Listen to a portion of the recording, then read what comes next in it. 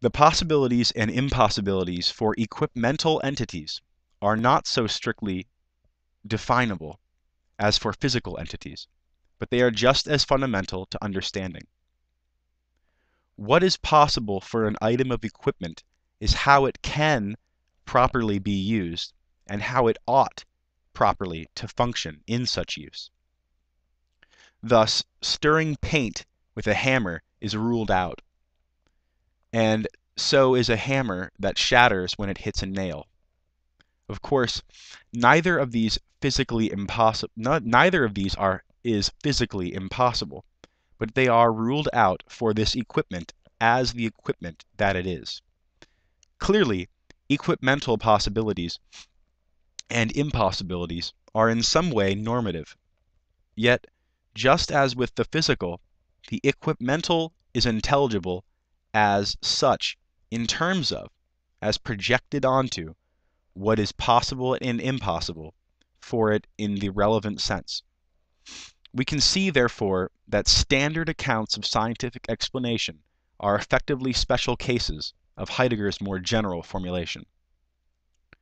Ontological understanding, like any understanding, is essentially integrated with a telling, the articulation of intelligibility, and a so-findingness, that is, a responsiveness to what matters in the current situation.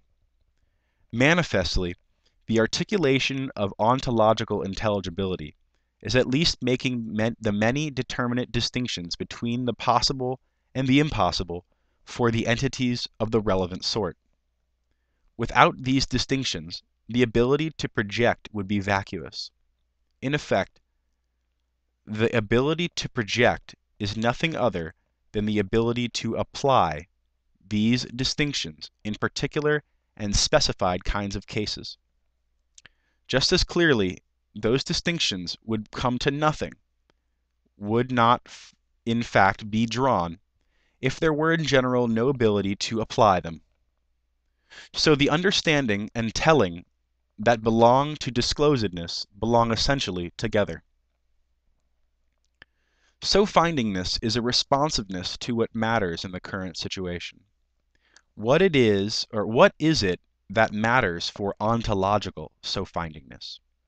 The so-findingness that belongs properly to disclosedness. What matters is that the entities, as ontically discovered, be in fact possible, that is, not impossible, according to the understanding of their being. I will explain this point in a way that is not explicit in Heidegger's texts, but lies, I believe, just behind the scenes. It is quite fundamental to the first stage in the grounding of ontical truth.